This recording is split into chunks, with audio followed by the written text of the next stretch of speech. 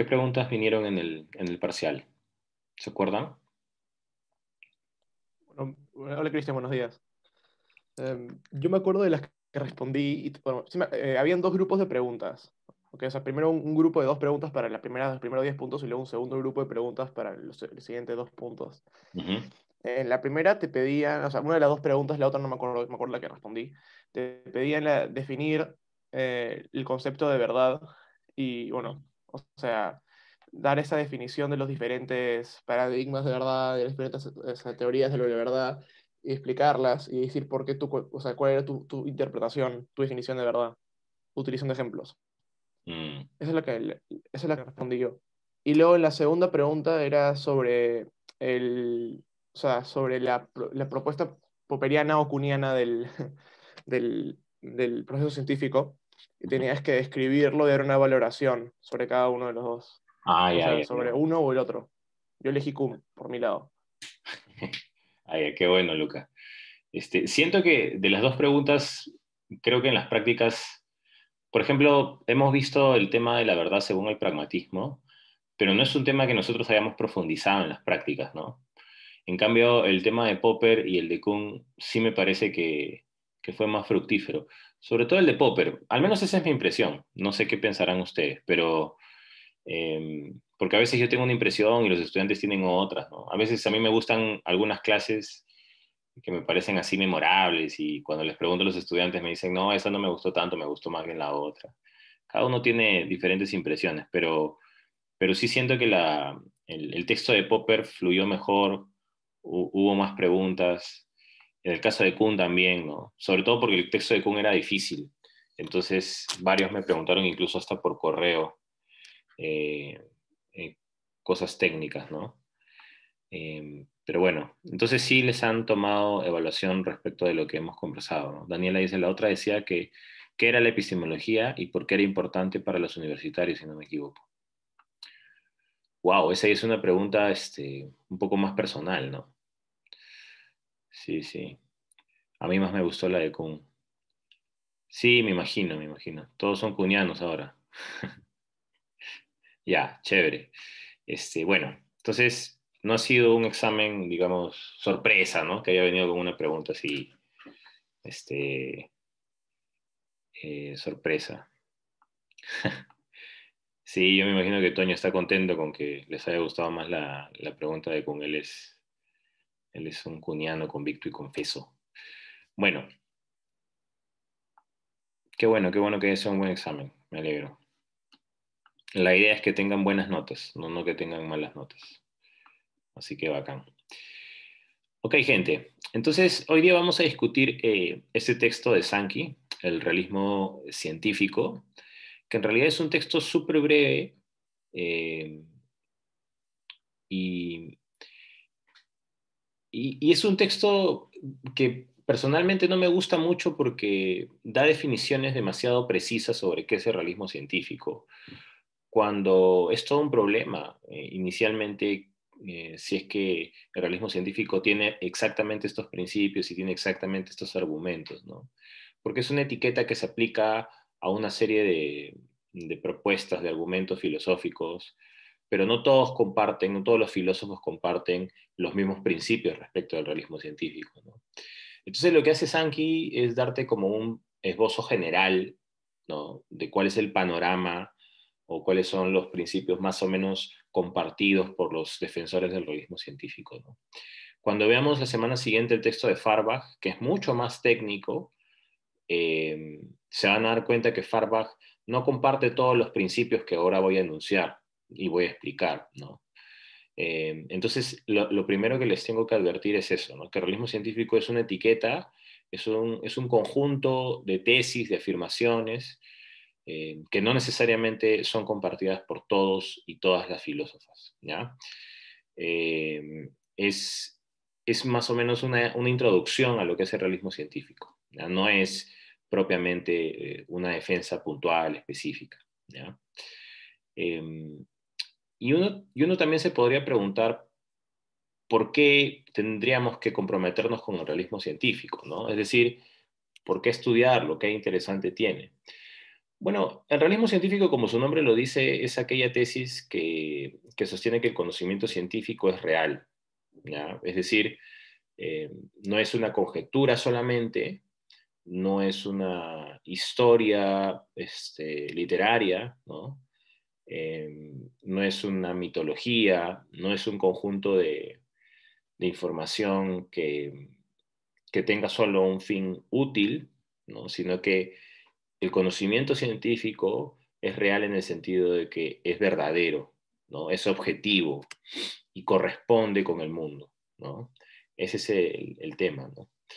Eh, y es una tesis que se contrapone más bien a las tesis, por ejemplo, utilitaristas, ¿no? O las tesis consecuencialistas.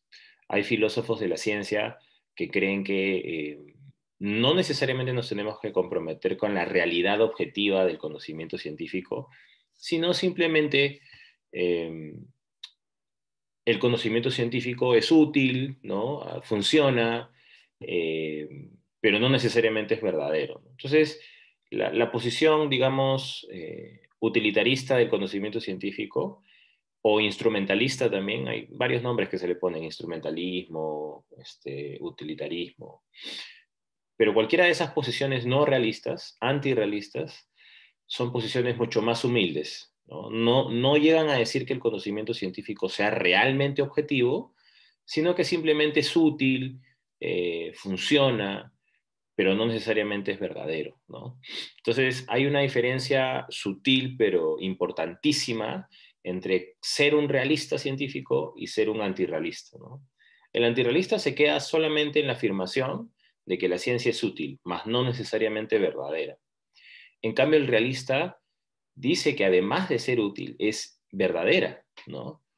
Y por lo tanto, su tesis es más fuerte. El realismo científico, en ese sentido, ya no tiene una posición tan humilde, ¿no? Sino más bien tiene más pretensiones, tiene pretensiones de verdad, tiene pretensiones de objetividad, ¿no? Ahora uno se podría decir, bueno, Cristian, ¿y por qué nos complicamos la vida? Es decir, estas tesis dejémosla a los filósofos, a las filósofas, y yo sigo con mi vida y no pasa nada, sigo con mi carrera y las cosas siguen normal, ¿no? No es tan fácil porque en la práctica diaria de tu vida vas a darte cuenta que, quieras o no, te vas a tener que comprometer con alguna de estas tesis de realismo científico, ¿no? Por ejemplo, yo no me imagino que cuando tú vayas al doctor, cuando te enfermes, tú digas, pucha, ojalá que el doctor utilice una teoría médica que sea útil, pero no necesariamente verdadera, ¿no? Es decir, no sé si estás dispuesto a entregar tu salud a alguien que consiga curarte, ¿no? Pero cuyas hipótesis con las que te está curando están funcionando al azar, a la suerte, ¿no? Y no necesariamente corresponden con la realidad, no necesariamente son verdaderas, ¿no? Yo creo que cuando nosotros vamos al médico y confiamos nuestra salud al doctor o a la doctora, definitivamente estamos convencidos de que ese conocimiento no solamente es útil, sino que es cierto, ¿no? El doctor verdaderamente ha hallado las causas de mi enfermedad o de cualquier tipo de problema que tenga y las está atacando, ¿no? El doctor tiene un conocimiento científico que corresponde a la realidad, ¿no? Entonces, por eso les decía, no es un debate exclusivamente filosófico, es un debate que tiene implicancias con nuestra vida diaria, ¿no? Con nuestra práctica eh, futura, ¿no? Incluso en nuestras carreras, en sus carreras, independientemente de cuáles sean, de alguna manera van a tener que comprometerse con un realismo o con un antirrealismo, ¿no? Incluso si ustedes no son conscientes de ello, eso es lo más interesante, ¿no? Porque sus acciones mismas van a revelar cuáles son sus creencias, ¿no?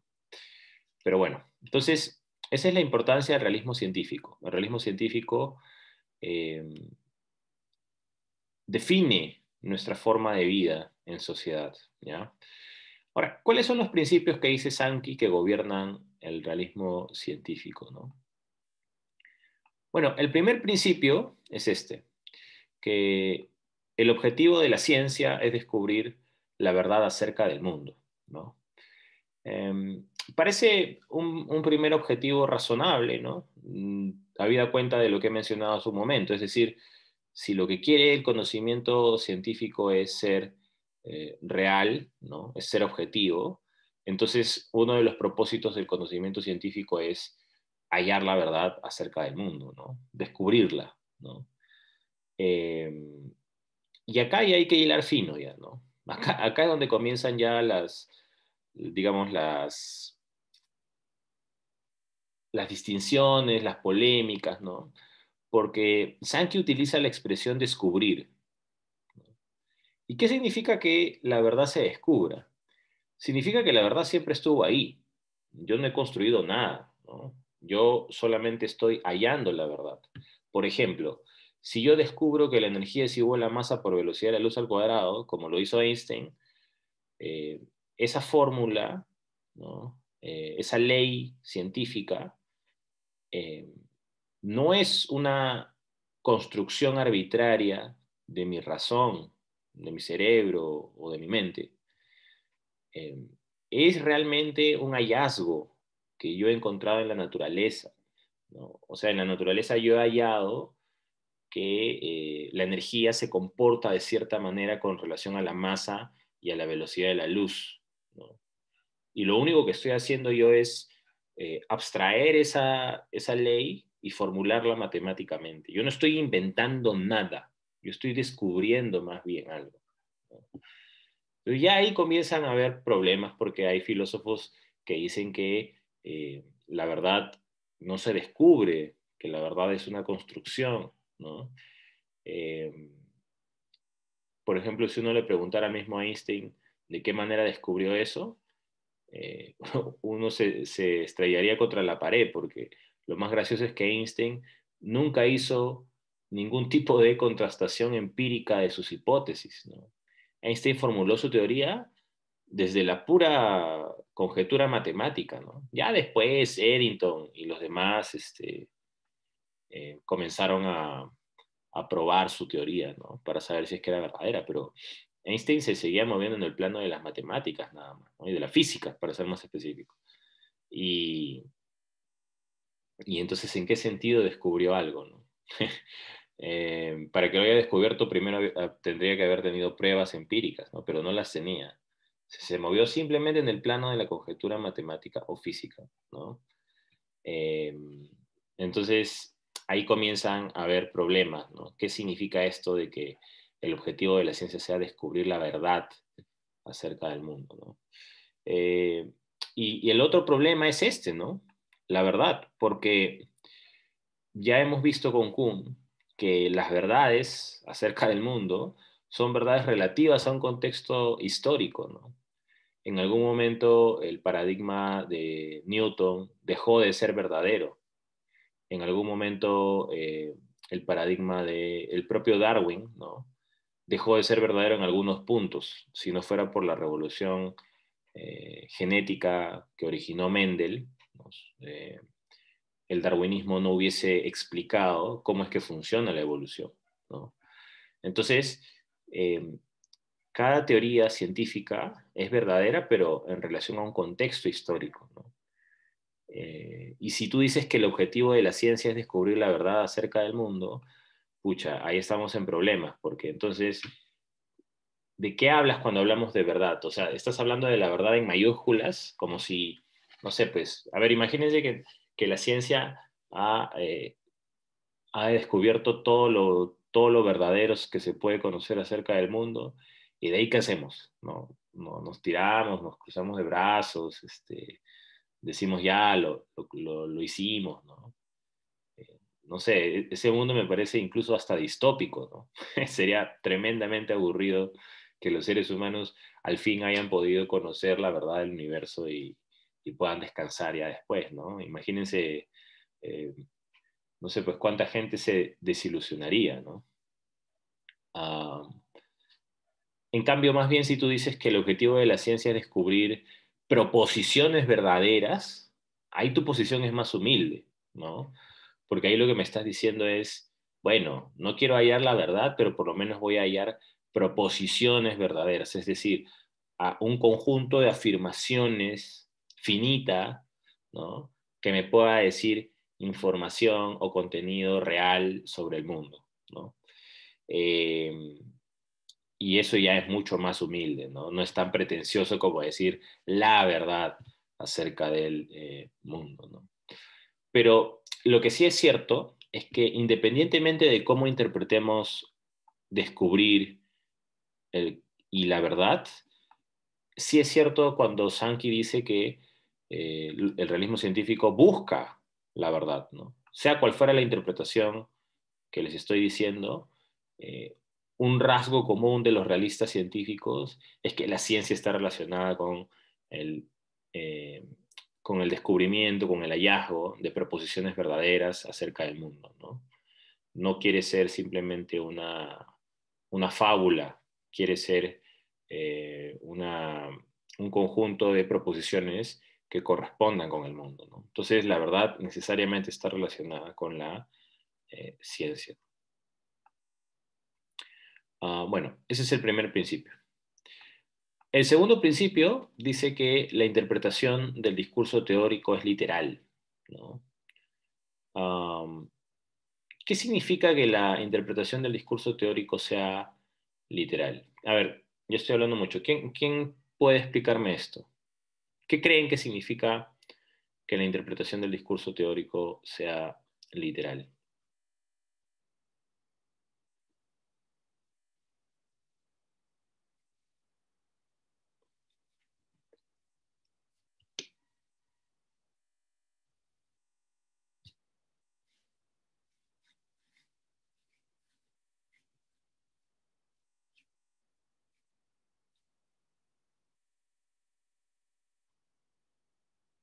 Piensen.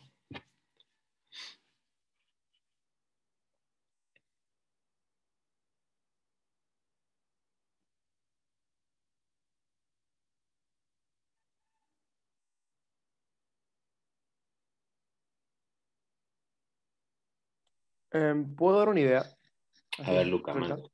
Es una idea suelta, no sé. Yo recuerdo haber escuchado que a veces se utilizaban las teorías o los conceptos teóricos que realmente no se pueden así comprobar empíricamente tan fácilmente como como si fuera, ¿no? O sea, em, por ejemplo, algunas leyes sobre el universo que claro que se pueden comprobar, se pueden tratar, pero los ejemplos no son lo suficientemente vastos ni o sea, ni válidos como para decir, ah, que es una ley completamente infalible en cada caso, supongo. Y en este caso, en vez de decir, vamos a tratarla como si fuera verdadera, como si usarla por funcionalidad, sino que la vamos a tratar como un hecho. O sea, Ujú.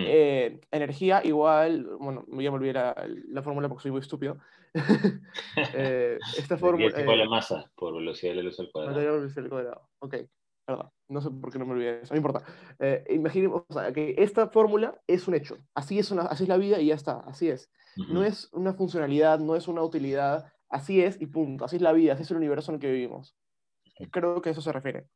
Sí, Luca, exactamente. Sí, tienes razón. Tu respuesta es bastante próxima a lo que se dice en el texto de Sankey. Cuando decimos que la interpretación del discurso teórico, o sea, del discurso científico, voy a ponerlo acá mejor ya para evitar equívocos. Ah, Cuando decimos que la interpretación del discurso científico es literal, lo que estamos diciendo es que efectivamente, como ha dicho Luca, la interpretación del conocimiento científico no es una fábula, no es una ficción, ni siquiera una metáfora, ¿ya? Sino que es adecuada a la realidad, corresponde a la realidad.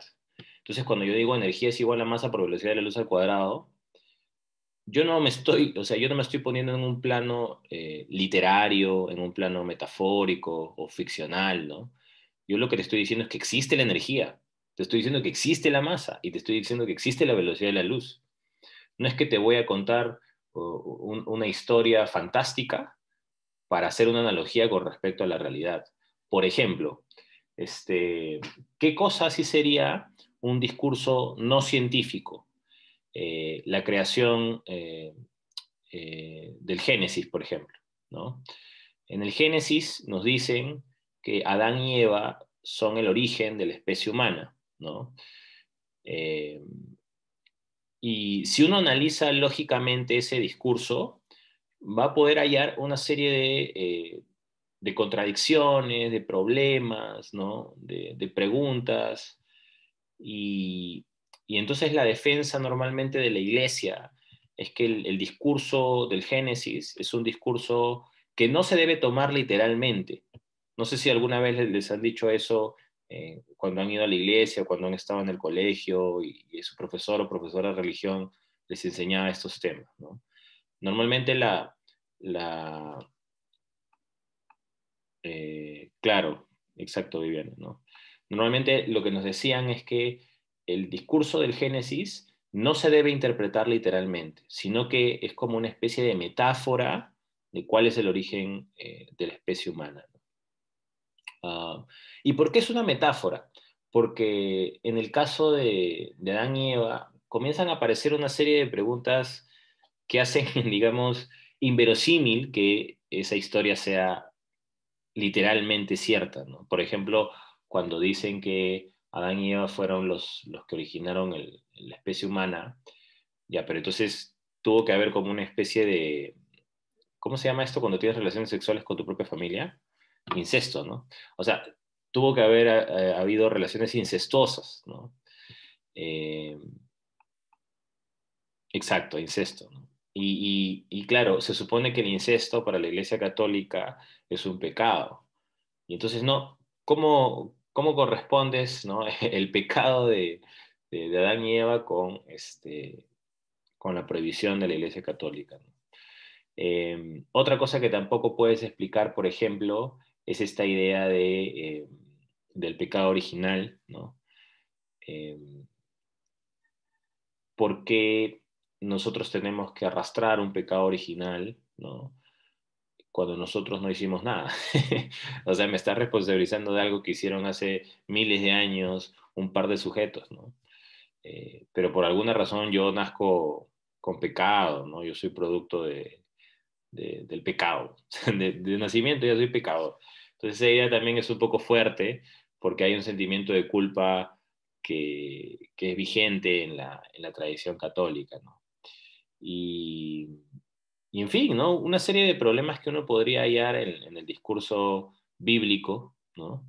Eh, que parecen no ser muy coherentes. Entonces, la iglesia, para evitarse ese tipo de asuntos o inconvenientes, dice, ah, no, por si acaso, el Génesis es un discurso metafórico, es un discurso que no se debe tomar al pie de la letra, que no se debe tomar literalmente, ¿no?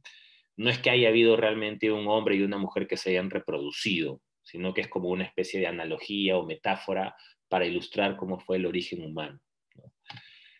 Ya cuando dicen eso, entonces es más fácil para ellos evadir preguntas y problemas, porque si el discurso del Génesis se interpreta metafóricamente, entonces ya yo no debo interpretarlo literalmente, ¿no?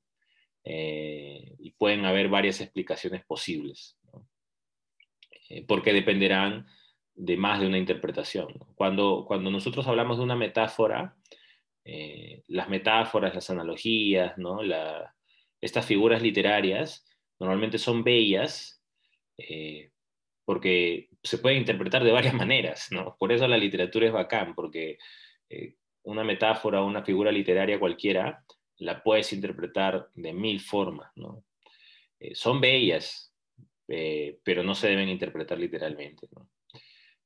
Por ejemplo, García Márquez tenía una figura literaria bien bonita para referirse al amor. Decía darle amor, no, darle amistad a alguien que quiere amor es como darle pan a alguien que tiene sed, una cosa así.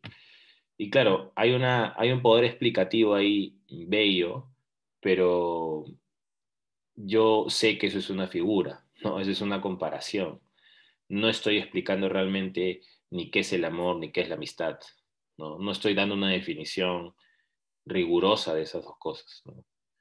Pero igual la figura es interesante. Entonces pueden haber varias interpretaciones de lo que quiso decir García Márquez con esa figura. Bueno, entonces, como había dicho Luca, en el caso del conocimiento científico, el conocimiento científico no debe interpretarse como si fuese una metáfora, como si fuese una obra literaria, ¿no? El discurso del conocimiento científico se interpreta tal cual, al pie de la letra, literalmente. Entonces, si tú me dices que hay energía que es igual a la masa por velocidad de la luz al cuadrado, me está diciendo que existe la energía, me está diciendo que la masa se comporta así, me está diciendo que la luz se comporta de esta manera, y te estás comprometiendo con esa distinción, ¿no? No, Cristian, que probablemente eso es una figura literaria, una metáfora. No, nada. Si no, no es ciencia. Así de fácil, ¿no? Deja la metáfora para la literatura, incluso déjala para la filosofía, ¿no? Hasta la filosofía utiliza metáforas, ¿no? No sé si ustedes se acuerdan de la alegoría de Platón, de la caverna. Ya, por ejemplo, eso es una metáfora, ¿no? La alegoría del sol, ¿no? de Platón, eso también es una metáfora. O de Descartes, cuando dice que hay un genio maligno que nos controla, ¿no? Así es, Sebastián, ¿no? ¿Se acuerdan de Descartes? Que dice que hay un genio maligno que nos controla y que nos puede estar engañando en todo este momento. Ya, hasta eso tiene una interpretación metafórica, ¿no? Donde interviene la imaginación y todo eso. Exacto, el genius. Pero la ciencia no es así, ¿no? La ciencia se toma las cosas en serio y la interpretación del conocimiento científico es literal, no eh, es objetiva, no es subjetiva, ¿no? Si fuese metafórica, si no fuese literal, entonces ahí sí pues corre el riesgo de que hayan varias interpretaciones sobre una misma cosa, ¿no? Entonces, ese segundo punto también es importantísimo, ¿no? La interpretación del discurso científico es literal. Uh, el tercer punto, voy a avanzar un poquito más rápido porque creo que me estoy demorando mucho. Profesor, Dime, por favor, Viviana. antes que pase al tercer punto, sí, Por como favor, claro.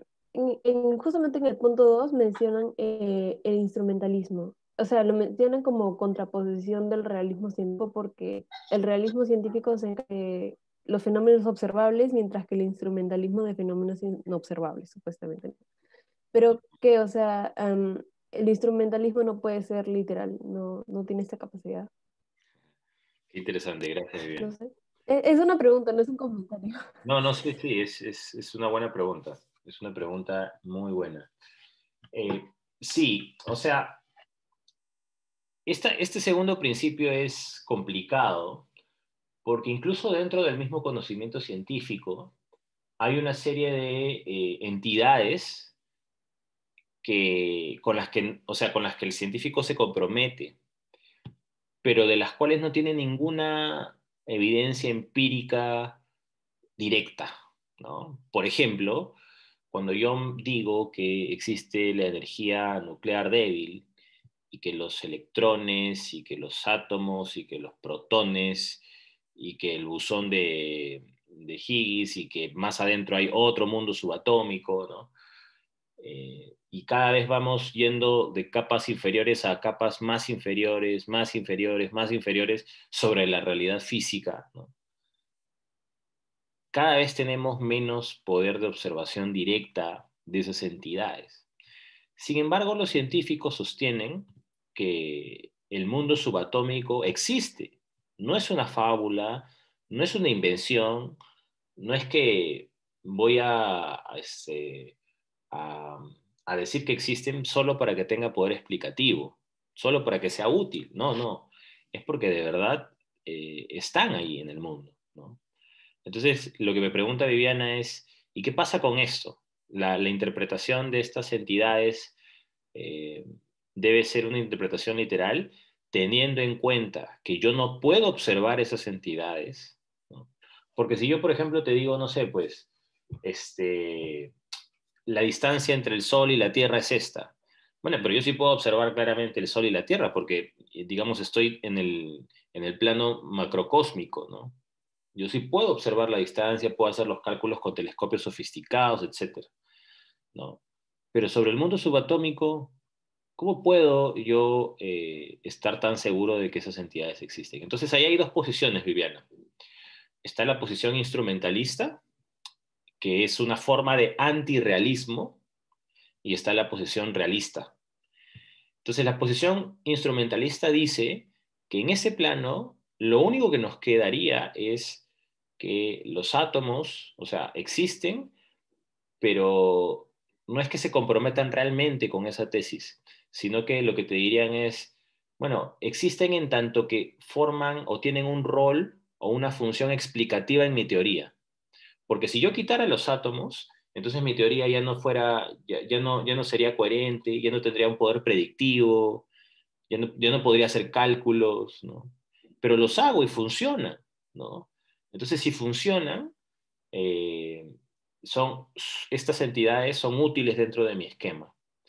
El realista científico se enoja y dice, no, no solamente deben tener un poder explicativo, predictivo, es decir, no solamente son útiles, sino que estas entidades existen realmente, ¿no? Esa es su tesis. Y de nuevo regresa a dos, ¿no? O sea, lo que te diría un realista científico es, sobre este mundo subatómico es que cuando yo formulo una ley universal, una ley científica, en la que me estoy comprometiendo con los átomos, con los protones, con los neutrones, en fin, con cualquier entidad inobservable por el ojo humano, ¿no? Eh, debo interpretarla literalmente, como si existiera, ¿no? Como si fuera objetiva, no como si fuera una fábula o una metáfora, nada más, ¿no? Eh, Sebastián me pregunta además, profe, entonces el antirrealismo no tiene nada que ver con el idealismo. Eh, si entiendes idealismo por esta posición de los empiristas británicos, ¿no? Tipo Berkeley, no tiene nada que ver. Yo creo que el antirrealismo que estamos discutiendo acá tiene otras implicancias, ¿no? Eh, Primero porque el idealismo se refiere al conocimiento en general. En cambio, el antirrealismo se refiere solo al conocimiento científico. Y ahí nomás hay una distinción fuerte, Sebastián, ¿no? El idealismo, para los que no saben, es una posición filosófica que sostiene que lo único que existen son percepciones, la conciencia, ¿no? Y más allá de eso no podemos conocer el mundo objetivamente, ¿no? Hay una frase famosa de Berkeley que es, ese es percipi, ¿no? Que significa el ser es percepción. Lo que existe, existe porque es percibido, ¿no? Ya, ese es el idealismo. Pero esa es una tesis muchísimo más amplia, que tiene que ver con el conocimiento ya en general, Sebastián. Acá, en cambio, el antirrealismo solamente se ciñe al conocimiento científico, ¿no? Entonces, no está hablando del conocimiento en general, sino del conocimiento que es producto de la aplicación del método científico. Sí, no hay problema. Entonces, para terminar de cerrar la pregunta de Viviana, ¿no? Sí, la pregunta de Viviana. Así de fuerte es la tesis del realista científico, ¿no? Entonces el realista científico te diría que la interpretación del mundo subatómico es una interpretación literal, es una interpretación objetiva. No estoy diciendo que están allí esas entidades porque son útiles solamente, sino porque de verdad existen, porque de verdad corresponden a la realidad, ¿no? Eh, y así de radicales son los realistas científicos en este segundo principio, ¿no? Por eso es problemático, Viviana, porque yo no estoy tan seguro de, o sea, cuántas veces nos hemos equivocado pensando de que nuestras teorías funcionaban y que por eso eran verdaderas, ¿no? Pero el realista científico dice que si funcionan, entonces tienen que ser verdaderas, ¿no? Eh, pero bueno, ese es el segundo principio del realismo. No sé si te ayudé, Viviana, o tienes alguna otra pregunta. No, sí, ya me queda más claro, gracias. Ya, Creo chévere. que solamente en la lectura lo habían puesto en contraposición y me quedé un poquito que... Ah, ya, bacán. No, pero es una buena pregunta, gracias. Bueno, entonces voy a avanzar un poquito más rápido porque creo que estoy ya contra el tiempo. El tercer punto dice que el mundo investigado por la ciencia es una realidad objetiva que existe independientemente del pensamiento humano, ¿no? Este también es una tesis importante porque el realista científico por ejemplo, negaría la hipótesis del genio maligno, ¿no? De Descartes. O sea, esta hipótesis de que probablemente todo esto que estemos experimentando sea parte de una ilusión, ¿no? Y nosotros somos cerebros controlados por un neurocientífico y que está provocando toda esta realidad simulada, ¿no? Y que todo lo que conozco es falso, es simplemente una simulación, ¿no? Provocada por máquinas que están estimulando mi cerebro, etcétera. No, pues el realista científico dice, esas son tonterías, ¿no? O sea, el mundo existe independientemente de la mente, ¿no? Por ejemplo, Sebastián hace un rato me preguntó por el idealismo, ¿no? O sea, el realista científico ni fregando es idealista, pues, ni fregando, porque el idealista sí cree que probablemente la única realidad que existe es la realidad de la conciencia y lo que percibe la conciencia, nada más, ¿no? Pero de ahí a que haya un objeto que exista, independientemente de la mente, el idealista dice que no sabe, ¿no? Sebastián dice, profe, ¿también negaría la teoría de formas? Ahí sí me agarraste, Sebastián. No sé qué es la teoría de formas. Pero mientras que me vas explicando eso, voy cerrando el punto número 3. Entonces, lo que dice el realista científico es que el mundo existe independientemente de mi mente. Por ejemplo, si yo digo que la fórmula de Newton para calcular la distancia entre dos masas, ¿no? Es verdadera. Eh, lo que yo quiero decir con esa fórmula es que es verdadera independientemente de si mi mente existe o no. O sea, ahorita toda la especie humana podría desaparecer y la fórmula newtoniana seguiría siendo cierta, ¿no? Así o sea, se dan cuenta de lo complicado que es el realismo científico. El realismo científico le está diciendo que el conocimiento de la ciencia, ¿no? Es un conocimiento que es verdadero con o sin la existencia humana, ¿no? O sea, independientemente de que nosotros pensemos en la ciencia, seamos conscientes del conocimiento científico, la ciencia seguirá siendo cierta. Entonces, ahorita, por ejemplo, el planeta Tierra podría desaparecer, pero la verdad del conocimiento científico seguiría siendo, digamos, infalible, ¿no? Ese es el alcance de la tercera propuesta, ¿no? Lo del mundo de las ideas. Ya. También negaría la teoría de las formas. Sebastián, ahorita no se me ocurre cómo responderte a esa pregunta porque la teoría de Platón me parece sumamente complicada y no llego a entender qué finalmente dijo Platón. Pero si se me va ocurriendo algo fácil y te contesto durante el camino, ¿ya? Yo creo que es interesante, ¿no? Podríamos hacer una analogía, pero no estoy tan seguro de cómo cuadrarla, ¿ya? A ver, entonces ya está. Este es el tercer principio, ¿no? El cuarto principio es que la verdad consiste en una correspondencia entre una afirmación acerca del mundo y el mundo, ¿no? Bueno, esto creo que es un poco más obvio, ¿no? Lo que dice 4 es que el conocimiento científico corresponde a la realidad, ¿no? Es una correspondencia entre el lenguaje científico y el mundo, ¿no?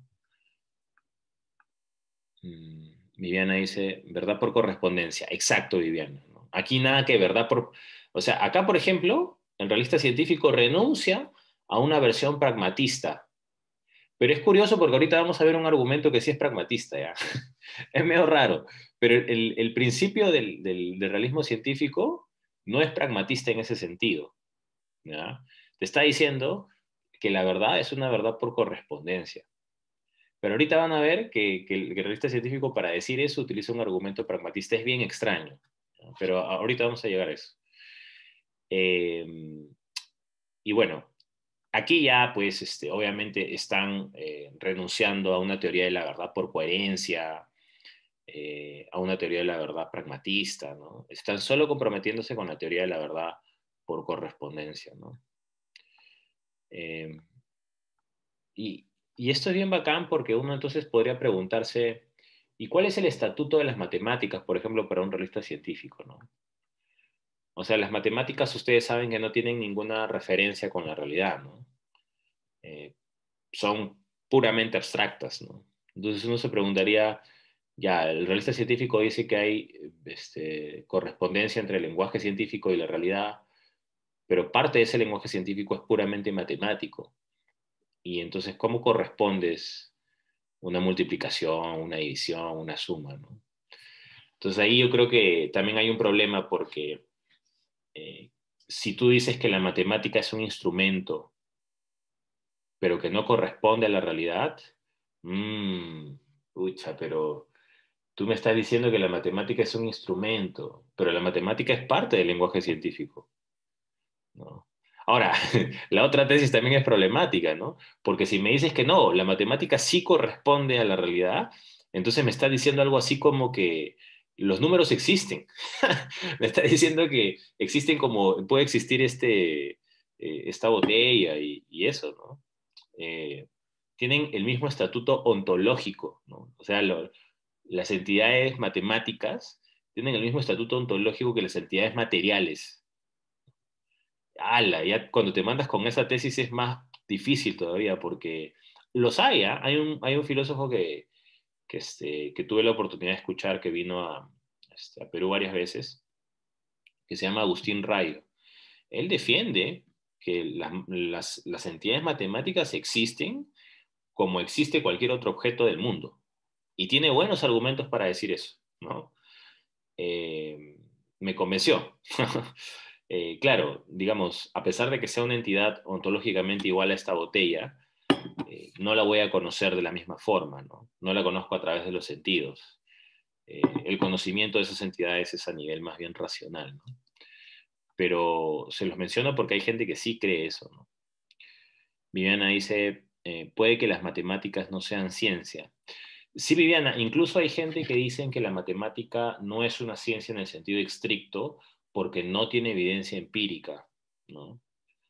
Eh, pero, pucha, decir eso es, wow, las mejores teorías científicas usan la matemática. Entonces, que tú digas que la ciencia usa algo que no es científico me parece bien extraño, ¿no? Por eso es que Agustín Rayo, por ejemplo, dice que no, hay que defender que las matemáticas tienen estatuto científico, ¿no? Hay que defenderlo hasta el final, porque si pierde eso, entonces pierde lo más valioso que puede encontrar, ¿no? Y Agustín Rayo está convencidísimo de ese punto, ¿no? Bueno. El punto número 5 dice, el mundo externo el que hace que es el mundo externo el que hace que nuestras afirmaciones acerca del mundo sean verdaderas o falsas, ¿no? Si ustedes se dan cuenta, ya después los principios parece que se infieren de los anteriores, ¿no? Por ejemplo, si tú has dicho que la verdad consiste en una correspondencia entre una afirmación acerca del mundo y el mundo, entonces lo que me estás diciendo es que es el mundo el que hace verdaderas las afirmaciones, no nosotros los seres humanos, sino el mundo, ¿no? Entonces, el realista científico lo que quiere defender es la objetividad de lo que dice, ¿no? Lo que digo en ciencia no es una creación arbitraria, personal, subjetiva, ¿no? Relativa a mí o a mi grupo de gente. No, no, no, no. Lo que yo digo en ciencia es una información objetiva, independientemente de los intereses que pueda tener o que mi grupo pueda tener, ¿no? Entonces, es el mundo el que finalmente termina siendo verdadera la ciencia, no nosotros, no el deseo. Rodrigo agrega, ¿se puede comparar la existencia de las entidades matemáticas con la de los sentimientos? Mm, mm, O sea, lo que pasa, Rodrigo, es que los sentimientos sí tienen una presencia objetiva. Es decir, o sea, si uno tuviese que localizar los sentimientos, uno podría hacerlo desde un punto de vista neurocientífico. Entonces, basta con que yo utilice, por ejemplo, una máquina de resonancia magnética sofisticada, digamos, y escanee tu cerebro mientras que tú tengas miedo, por decir, o amor, o atracción sexual, o cualquier sentimiento o emoción. Y entonces yo ya sé qué parte de tu cerebro se está activando cuando tú tienes esa emoción, ¿no? Entonces, de alguna forma, Rodrigo, sí se puede localizar los sentimientos. Pero a ver, localiza las matemáticas. ¿Cómo haces eso? No tienen, digamos, o sea, es muy complicado, ¿no? Uno puede decir, están en el cerebro, Cristian. No has dicho nada, ¿no? O sea, el cerebro es un órgano biológico, químico complicadísimo, ¿no? No tiene nada que ver ahí la realidad de los números.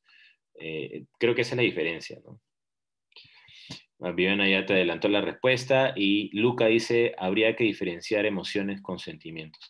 Claro, esa es otra cosa también, ¿no, Luca? Los psicólogos, por ejemplo, hacen una diferencia entre emociones y entre sentimientos. No recuerdo ahorita la distinción, Luca, pero me parece que uno es más, ¿cómo se dice? Es más, persiste más que otro, me parece, ¿no? Cristian, o sea, yo recuerdo el año pasado que tomé, o sea, el curso de neurociencias. Ajá, Lo bacán. que vimos, así como que se producía, que se evidenciaba así científicamente, son las emociones, ¿no? Los sentimientos son algo más correlativo, que ocurre o sea, con relación a acciones físicas más directas, ¿no? Y que persiste con diferentes, o sea, es algo mucho más abstracto realmente. Por eso me pareció que la pregunta de Rodrigo tampoco es tan descabellada. Esa es mi Mm, opinión. bacán, Luca. Sí, sí, sí. Claro, si lo pones así, por ejemplo, entonces las emociones sí estarían un poco más cerca de las entidades matemáticas en el sentido de que no son tan efímeras, ¿no? No son producto de una, de una relación causa y efecto. Por ejemplo, si yo prendo ahorita un encendedor y pongo mi mano, mi primer sentimiento va a ser el de calor, ¿no? Ah, y obviamente hay una reacción nerviosa, físico-química y todo eso, ¿no? Eh, Entonces, sí. ¿Querían decir algo?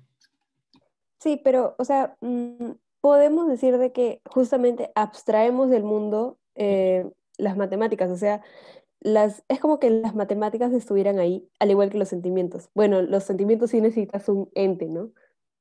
Em, pero de todas maneras es como que está ahí y nosotros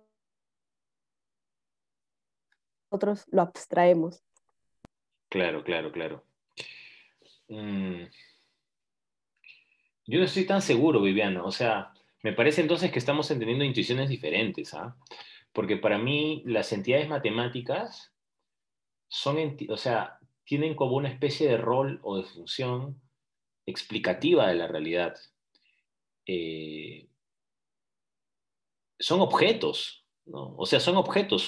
Cuando yo trato los números, los trato como objetos.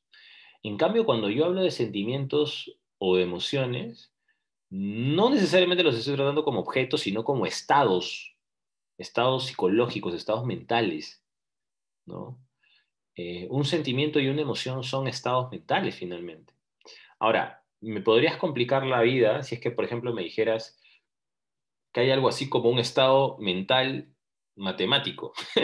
Este, claro, pero una cosa es, digamos, lo que sientes cuando piensas en matemática y otra cosa es el objeto de ese pensamiento, ¿no? Son dos cosas diferentes, ¿no? Una cosa es el proceso cognitivo, ¿no? Cerebral para conocer las matemáticas y otra cosa es la objetividad de la fórmula matemática. Entonces, por ejemplo, cuando yo digo que los ángulos internos de un triángulo suman 180 grados, esa es una fórmula eh, que la trato como un objeto del mundo. Y lo que yo pueda sentir de eso ya es otra cosa, ¿no? Ahí sí podría hacer un escaneo eh, eh, mediante resonancia magnética y ver de pronto en qué área de tu cerebro se activa cuando piensas en matemáticas, por ejemplo, o cuando resuelves un ejercicio matemático difícil, por ejemplo, ¿no? Podría analizar eso, pero localizar la entidad, el objeto matemático, eso me parece más complicado, ¿no? Entonces, por eso no encuentro la equivalencia. Eh, Daniela dice prolongado. Claro, la relación era en que las emociones son, me parece, más prolongadas, ¿no? Luca dice, estar iluminado por los números, imagina hacerte un escaneo y que salga que cuando haces mate aparece un triángulo rectángulo en tu lóbulo occipital. Pucha, sería lo caso. Sería alucinante, ¿no? Pero ya, bueno, dejemos esos mundos locos. Ya, bacán, buenas preguntas. El, el último punto, ¿no? La búsqueda científica de la verdad da origen a conocimiento del mundo genuino, de la naturaleza, ¿no? Este es el último principio y quizás es uno de los más importantes. Lo que dice la ciencia es la única forma de conocimiento que hay del mundo. Básicamente eso es lo que dice el principio número 6. O sea, el principio número 6 dice, el único conocimiento que realmente es auténtico, que realmente es genuino, es el conocimiento de la ciencia. No, Cristian, que pueden haber conocimientos alternativos, que el conocimiento, por ejemplo, de la mamapacha, que el conocimiento ¿cómo se llaman estos tipos que hacen baños de florecimiento? Siempre se me olvida el conocimiento de los chamanes, ahí está. El conocimiento de los chamanes, el conocimiento del tarot, ¿no? Todas esas cosas también son válidas. Bueno, yo también creo que algunas de las cosas que he mencionado son válidas, ¿no? No la del tarot, pero por ejemplo sí, las tradiciones andinas tienen conocimientos que me parecen sumamente válidos. Que no hayan pasado por el proceso científico occidental es otra cosa, pero creo que nuestros ancestros, nuestras tradiciones, dicen cosas tan importantes como la del conocimiento científico occidental. Pero el realista científico dice no. El realista científico dice que el único conocimiento genuino, auténtico, es el conocimiento científico, ¿no? Así de dogmáticos son algunos realistas científicos. Ya, por ejemplo, el principio número 6, yo no lo comparto, ¿no? Yo me declaro antirrealista en ese sentido, ¿no? El conocimiento científico es uno de los más valiosos, pero no me parece el genuino, ¿no? O sea, como descartando las otras clases de conocimiento que hay en el mundo. No sé, me gustaría saber, por ejemplo, si ustedes también se comprometerían con 6, ¿no? O con cuáles de las tesis sí se comprometerían. Personalmente, ¿no? Yo me comprometería con la tesis número 1, me comprometería con la tesis número 2. Yo no me comprometería con la tesis número 3, por ejemplo, ¿no?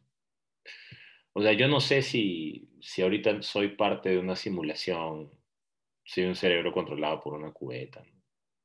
Así que yo no estaría seguro de 3.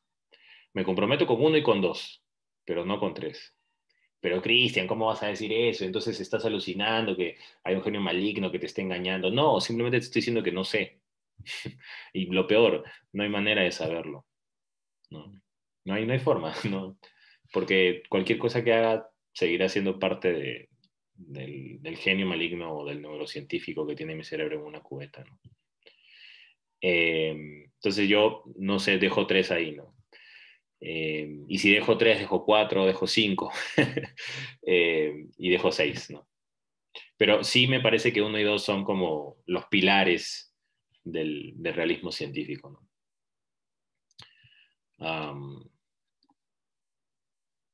Bueno, no sé si hasta aquí tienen alguna duda adicional, alguna pregunta o algún comentario.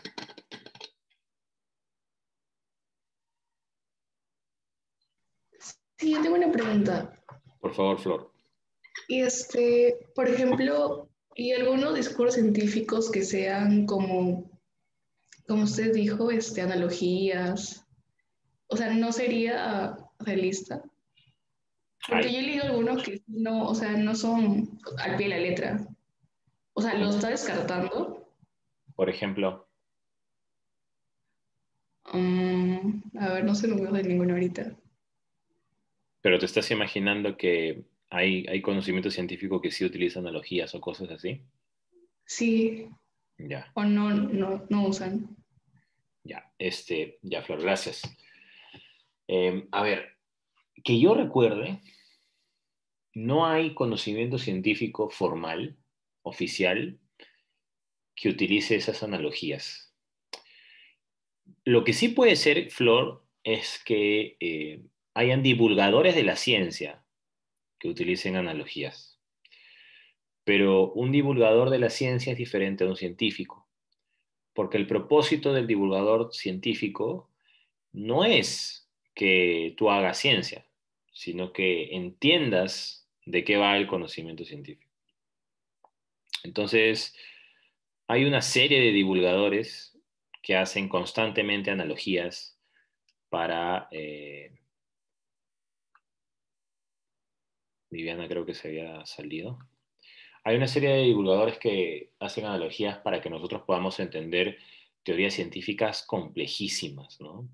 Por ejemplo, hay un libro lindo de Bertrand Russell, que es un filósofo británico, que se llama El ABC de la relatividad. Es un libro breve, ¿no?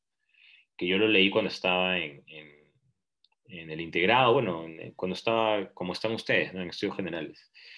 Y solo que yo estudié en San Marcos. Y cuando yo leí ese librito, eh, me sentí contento porque sentí que estaba entendiendo teorías complicadísimas, ¿no?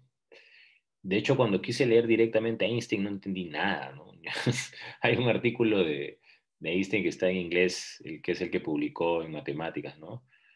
From an analytic point of view, algo así, desde un punto de vista relativo para estudiar la luz, ¿no? Eh, y claro, es lógico que no entiendas nada porque incluso la matemática que usa Einstein es una matemática que él mismo ha construido, ¿no? No es que sea una matemática compartida al menos por una comunidad, ¿no? Entonces hay que descifrarlo incluso a Einstein, ¿no?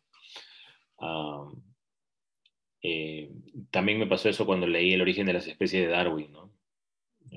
Darwin hace una revisión de las aves de las islas a las que llegaba, ¿no? Analiza sus picos, sus alas, sus tamaños. Hace también descripciones botánicas sumamente complicadas, ¿no? Me costó mucho leer El origen de las especies porque en honor a la verdad es bien aburrido por varias partes, pero este, ellos no utilizan metáforas, ¿no? O sea, no recuerdo haber leído alguna analogía o alguna metáfora en esos textos científicos. De quienes sí he leído metáforas constantemente, analogías constantemente, son de los divulgadores de la ciencia. Porque ellos, para que tú entiendas la ciencia, hacen como ilustraciones, ¿no? Figuras, te dicen, mira, imagínate esta situación, si esto pasa aquí, entonces también pasa allá, ¿no? Entonces yo creo que los divulgadores sí usan constantemente alegorías, metáforas, ¿no?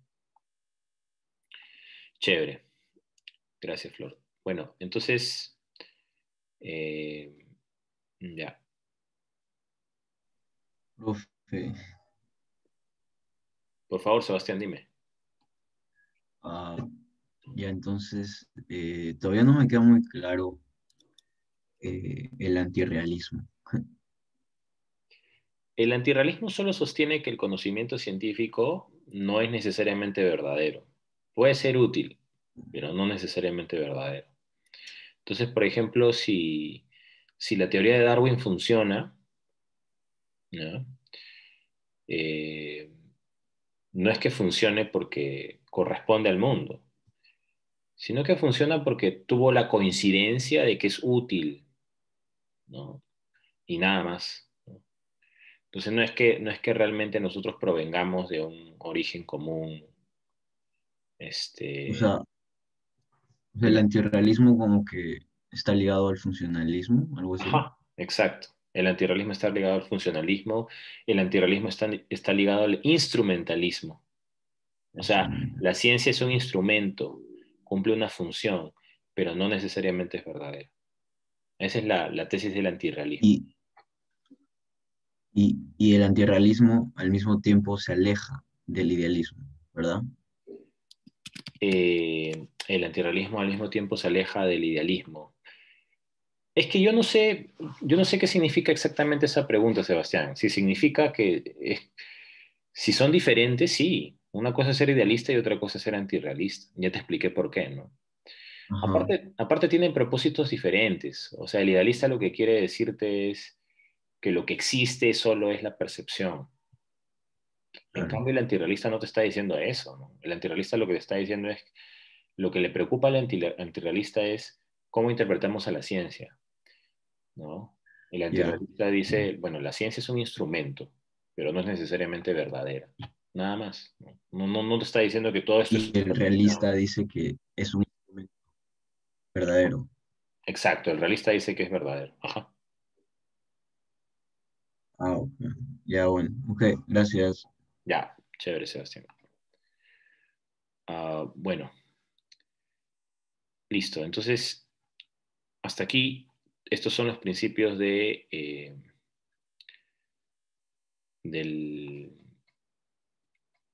del realismo científico.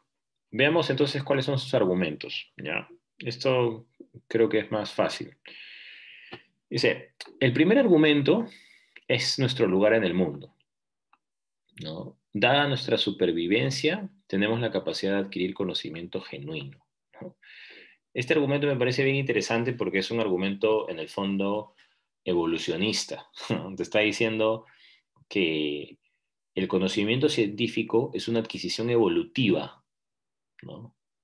Y como es una adquisición evolutiva, entonces aquello que conocemos gracias a él es verdadero, ¿no? La naturaleza no podría, digamos, equivocarse, algo así, ¿no?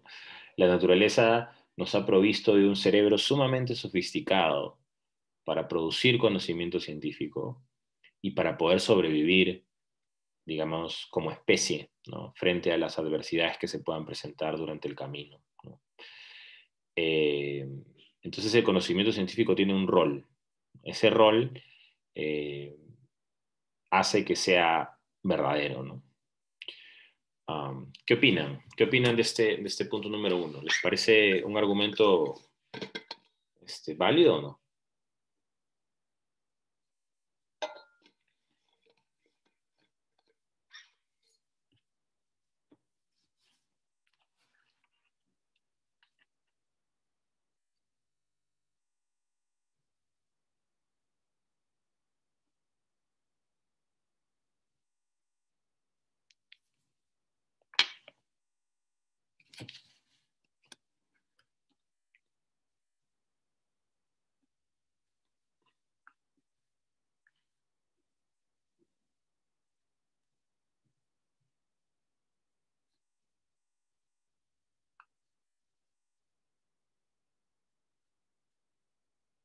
16 son los sobrevivientes, porque creo que son 21 o 22, ¿no? En total. Mm, ¿No se les ocurre nada? Profe, yo no acabo de entender bien a qué se refieren. O sea, dice de que como somos la raza superior o más provista de inteligencia, lo que decimos es correcto. No exactamente eso, Rodrigo. Eh, no está, o sea, este argumento no está diciendo que seamos una raza superior. Lo que está diciendo es que como el conocimiento científico nos permite sobrevivir, entonces es verdadero. Ese es su argumento. Ahora, claro, la supervivencia no es una cosa excluyente de la especie humana. Hay otras especies que también están sobreviviendo y les va bien, ¿no? Y no utilizan ningún conocimiento científico. Eh, entonces, este argumento por ahí como que es un poco débil, ¿no? Um, O sea, pero no es un punto de vista un poco pragmático. claro, yo creo que el argumento número uno está siendo en el fondo pragmatista, ¿no? Eh, No sé si ustedes alguna vez han escuchado este animalito microscópico que se llama el tardígrado. ¿Han escuchado alguna vez hablar del tardígrado? Es como un osito que tiene un ojo, ¿no? Y es chiquitito, arrugado. Y el tardígrado es bien famoso en el mundo. Sí, claro, Luca, exacto. Resiste todo, ¿no? O sea, y cuando decimos resiste todo es literalmente resiste todo, porque se han hecho experimentos y el tardígrado, por ejemplo, sobrevive a muy bajas temperaturas y a muy altas temperaturas. Para que tengan una idea, o sea, tú lo pones en lava al tardígrado y sobrevive. Lo pones en el Polo Norte, en el hielo, y sobrevive. Y es una cosa asombrosa porque parece que su composición genética hace que se adapte a los medios ambientes en los que está, ¿no? Y el tardígrado le va muy bien en la adaptación, ¿no? Sí, es como si nada lo matara, ¿no? Rodrigo dice, es ese que también puede vivir en el espacio. Exacto, Rodrigo. Ajá. Entonces, ¿por qué les llama la atención a los científicos el tardígrado? Porque, de hecho, es entonces el animal, el ser vivo, bueno, microscópico, pero ser vivo al fin y al cabo, eh, que más está sobreviviendo en el planeta Tierra, ¿no? No, o sea, digamos, si ahorita viniera un asteroide y se chocara con el planeta Tierra y cambiara todo el clima, probablemente la raza humana se extinga, ¿no? Como se han extinguido otras especies, otros animales no humanos. Y en cambio el tardígrado seguiría sobreviviendo por esta capacidad adaptativa que posee, ¿no? Entonces ahí creo que hay un argumento cuestionable, porque ya sí, o sea, el conocimiento científico es producto de la evolución, ¿no?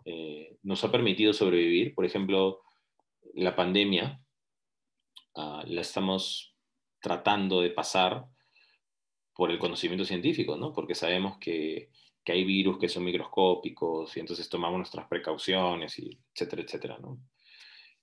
Podemos tomar medidas a tiempo, ¿no? Ahorita, por ejemplo, toda Europa de nuevo ya está confinada, Alemania está confinada, Inglaterra está confinada, Francia está confinada, ¿no? Eh, Porque saben que existe este virus a pesar de que no lo pueden ver. Eh, pero, por ejemplo, el tardígrado no tiene ningún conocimiento científico del mundo y sin embargo le va muy bien sobreviviendo, ¿no? Es más, probablemente le vaya mejor que nosotros, porque en honor a la verdad, la especie humana es sumamente débil, ¿no? O sea, nosotros físicamente somos débiles. Bueno, podemos tomar una serie de precauciones para evitar esta debilidad, pero no sé, pues no se acuerdan cuando hace poco Donald Trump se enfermó de coronavirus. O sea, ¿cómo será de débil Donald Trump que lo llevaron al hospital de la Marina de Estados Unidos? Pues y ustedes se imaginan la cantidad de ciencia que hay en ese hospital, ¿no? O sea, me imagino que debe ser así como una cosa multimillonaria lo que han hecho con Donald Trump para evitar que se muera, ¿no? Me parece gracioso porque Trump decía que el coronavirus no era un asunto de salud pública, a temer, ¿no? Y ustedes saben ya todos estos comentarios negligentes que hacía. Pero cuando él le dio el coronavirus, pucha, lo llevaron quizás al centro más caro y más sofisticado en ciencia que hay en el mundo, solo para que no se muera, ¿no? Eh, y, y claro, la idea es esa, ¿no? La idea es que el conocimiento científico nos permite adaptarnos a las adversidades, nos permite enfrentar mejor, digamos, ciertos problemas, pero hay otras especies a las que le va muy bien, ¿no? Como el tardígrado, que es mucho más fuerte que nosotros y se adapta mejor y resiste mejor a nosotros, ¿no? Eh, Había una pregunta, creo. Eh,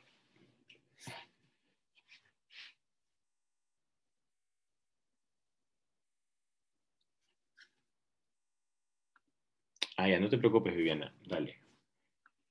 Ya, entonces, listo. Ese es el argumento a favor del realismo científico. El otro argumento es el de sentido común.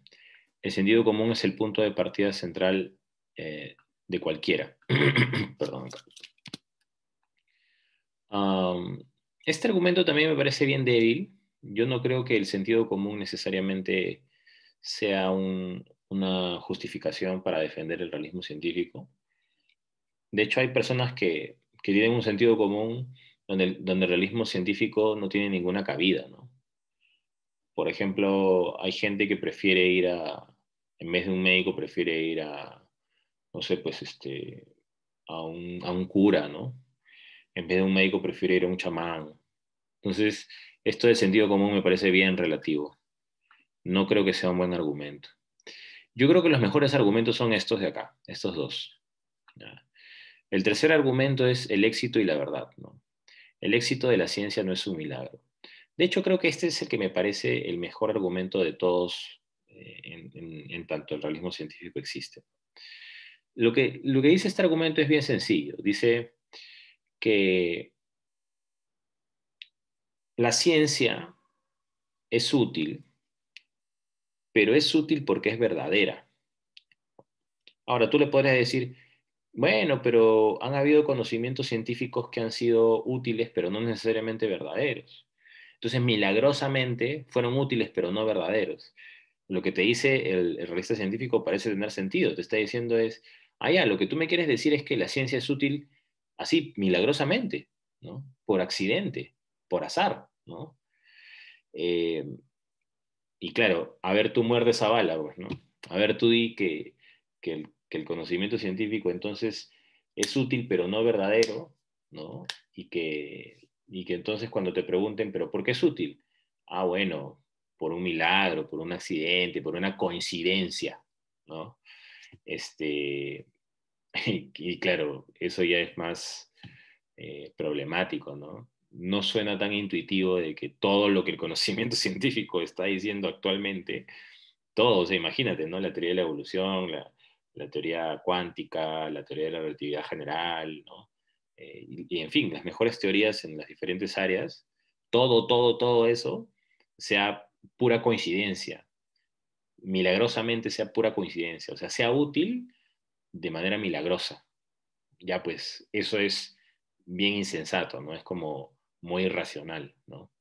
Entonces el realista científico te dice, no, debido a que no es un milagro, entonces el conocimiento científico tiene que ser verdadero. Si es útil, es verdadero, porque si fuese útil, pero no verdadero, entonces sería milagrosamente verdadero. Y eso es absurdo. Por lo tanto, tiene que ser verdadero, ¿no?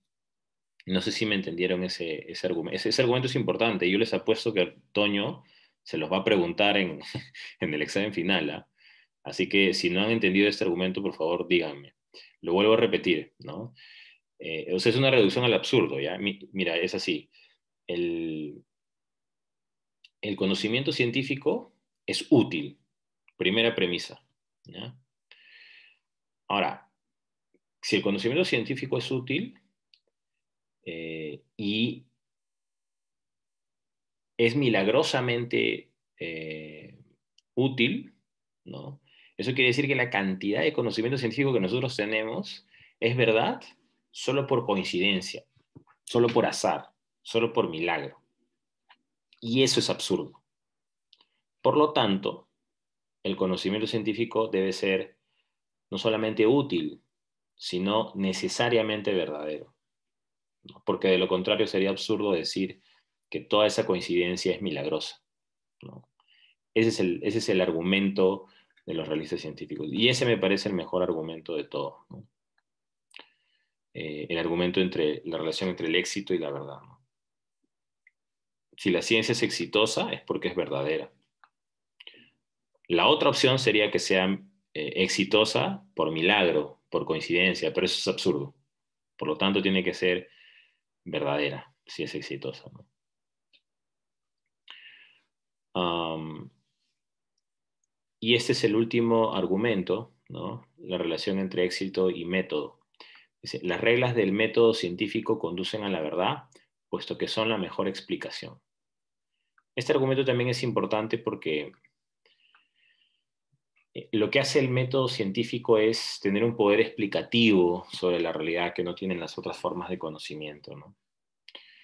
Pero a pesar de ser importante, habría que discutir qué significa que algo tenga mejor explicación, ¿no?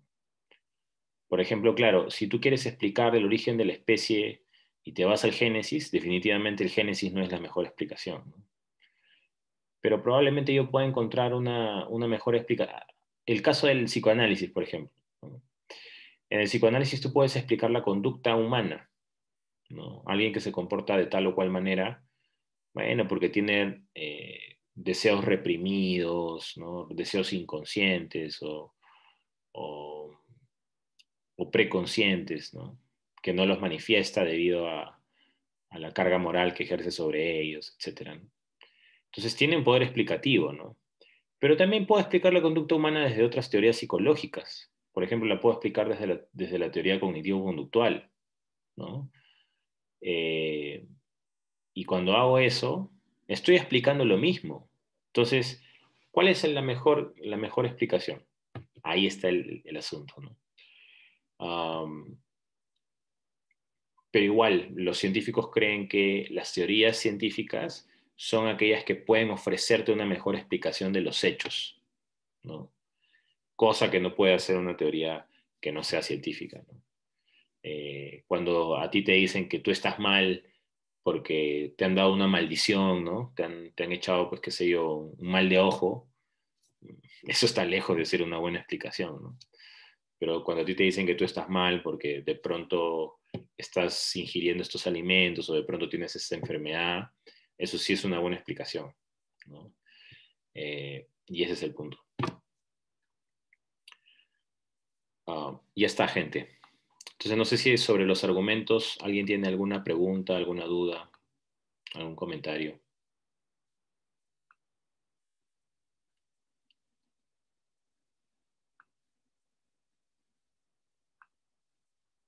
¿Todo claro, chicos? Sí. Cristian, tengo una pregunta. Dime, Luca. Pensando específicamente en el argumento 3 sobre que el éxito de la ciencia, o sea, el argumento del no milagro en realidad es ese. Ujú. Mi pregunta es, o sea, técnicamente la ciencia, o sea, hay muchas formas de generar ciencia, ¿no? Muchas propuestas, hipótesis. En general el método científico es, o sea, en base a diferentes evidencias se comprueba una hipótesis, ¿no? Pero a fin de cuentas sigue siendo un tipo de ensayo y error, ¿no? Porque tienes que ir comprobando las hipótesis y los factores son verdad o no. Entonces mi pregunta es, si es que el éxito de la ciencia no es un milagro, entonces ¿por qué se basa en la prueba y el error? O sea, porque sigue siendo como que probar y probar y probar hasta que algo sea funcional o hasta algo que se acople a la realidad, ¿no? Sigue siendo como un, no milagro, no es como algo que ocurre al azar, pero sigue siendo bien, no es aleatorio 100% porque sé que tienen las pruebas antes, pero no se puede justificar de que también se puede, es un tipo de, bueno, de aleatoriedad al generarlo. No se puede Muchas argumentar gracias. eso. Tu pregunta es buena. Tu pregunta es, la ciencia es falible, ¿no? Pero también me estás diciendo que la ciencia tiene éxito y que es verdadera porque tiene éxito. Pero me has dicho que la ciencia es infalible, entonces no siempre es verdadera. Por lo tanto, ¿no? Esa es tu pregunta. Um, sí, sí, yo creo que esa es una debilidad del argumento y has señalado muy buen punto, Luca. Eh, y el tema es que lo que te diría un realista científico para salvar su afirmación sería algo así como que luego de que ha pasado todos estos procesos de ensayo y error y al fin ha conseguido que la teoría sea paradigmática, como en el caso de la teoría de Darwin o la teoría de Einstein, o en fin, recién en ese momento se puede calificarla como una teoría verdadera. Antes no. Cuando está en todo este proceso de ensayo y error, todavía no es una teoría que pueda calificarse como científica, ¿no? Pero eso ya es problemático porque uno tendría que darte, no sé, pues criterios de cuándo deja de ser una teoría pseudocientífica, ¿no? Y pasar a ser una teoría científica, ¿no? Yo creo que es un poco como difícil darte criterios objetivos, ¿no? Que decidan en qué momento una teoría pasa a ser realmente científica bajo este criterio del éxito, ¿no? Hay un montón de teorías que no tenían éxito inicialmente, y sin embargo se las consideraba teorías científicas, ¿no? Por ejemplo, la teoría de Einstein. Eddington la probó porque ya había gozado de aceptación en la comunidad de físicos, ¿no? De Europa. Eh, Darwin también, ¿no? A Darwin se le tomó en serio, después de haberlo ridiculizado, por supuesto, ¿no? Pero a Darwin se le tomó en serio ya cuando comenzaron a encontrar diferentes tipos de evidencias fósiles, ¿no? Genéticas, embriológicas, etcétera, ¿no? Y, y entonces, en ese momento, la teoría de Darwin era científica o pseudocientífica, cuando estaban recolectando toda esta información. Mm, complicado, ¿no? Entonces sí, tienes razón, Luca, o sea, eh, si asumimos que la ciencia es falible, es decir, se puede equivocar, eh, entonces no debería jactarse tanto de su éxito, porque creo que una de las cosas importantes de la ciencia es justamente que nunca tiene un éxito completamente garantizado, ¿no? Y que por lo tanto no necesariamente es verdadera siempre, ¿no? Entonces siempre va a haber como esta tensión entre la falibilidad de la ciencia y el éxito que ella pregona, ¿no?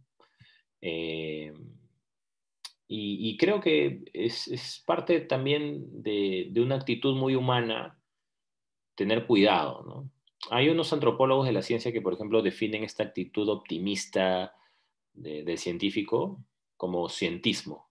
Cientista es aquella persona que confía eh, irreparablemente en la ciencia, ¿no? Entonces, yo, por ejemplo, ahí hay un elemento irracional, ¿no? Prácticamente la ciencia se vuelve una religión. Eh, Felizmente hay pocos de esos, ¿no? La gente que de verdad hace ciencia, la gente que de verdad hace ciencia, siempre es bien escéptica. Siempre, siempre.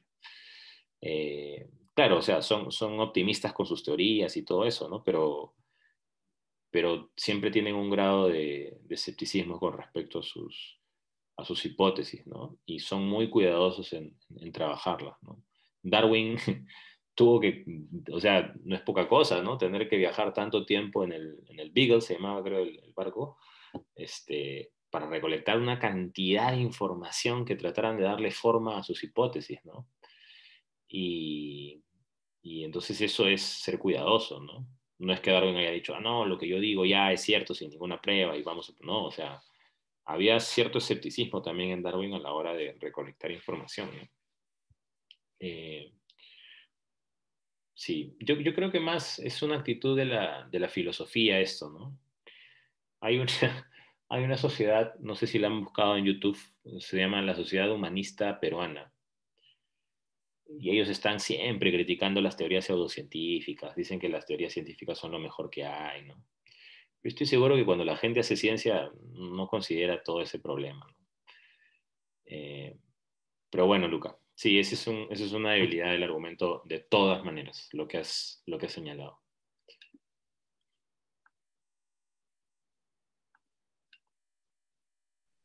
Profe, una pregunta. Dime, Rodrigo. ¿Los realistas apoyan el modelo de los paradigmas? O sea, porque un paradigma se supone de que no Perdón, es... no te estoy escuchando bien, no sé si puedes hacer... de que si los realistas apoyan el modelo de los paradigmas, o sea, porque un paradigma Buena cuando se pregunta. plantea se supone que no es verdadero al 100%, ¿no?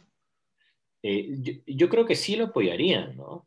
Yo creo que un realista científica sí apoyaría el modelo de Kuhn, pero tendría que tener alguna especie de estrategia para evitar las críticas que se le ha hecho a Kuhn, ¿no? Porque una de las críticas centrales es que Kuhn es relativista. Entonces no sé hasta qué punto un realista científico puede evadir ese detalle. El texto que vamos a leer de Farbach me parece que es una buena respuesta a eso, ¿no? El texto de Farbach te va a dar un argumento por el cual tú puedes evitar ese relativismo kuhniano. Pero ya lo vamos a ver la siguiente semana. Pero sí, o sea, hay realistas científicos que no tienen ningún problema en declararse kuhnianos, ¿no? Pero tienen que siempre ofrecer una solución a las críticas que se le hace a Kuhn, ¿no? Y a su teoría de las revoluciones científicas. Sí. Listo. Bueno, gente, creo que vamos a dejar la reunión hasta aquí por hoy. Igual si tienen alguna duda, por favor avísenme, sobre todo con el texto siguiente de Farbach, que sí es un poco más complicado, ¿ya? No se asusten, no tengan miedo si de pronto hay partes que no entienden, aunque el texto es bien claro, ¿eh? De repente los estoy asustando por las puras. Pero si tienen alguna duda, por favor escríbanme para poder ayudarlos, ¿ya? Porque además sobre eso va a ser su ensayo. Escríbanme, por favor, no tengan miedo en escribirme. Si me demoro, es mi culpa, no de ustedes, pero escríbanme para que yo les pueda contestar y ayudar. Y ya puedan hacer mejor su práctica calificada. ¿Ya, gente? Gracias por sus preguntas hoy día. Han sido muy amables, han sido muy interesantes. ¿Ya? No se preocupen que tengo acá quienes han participado. Ahorita lo voy a anotar antes que se me olvide. ¿Ya? Gracias a todos. Nos vemos la siguiente clase. Gracias. Chao. Cuídense. Chao, chao.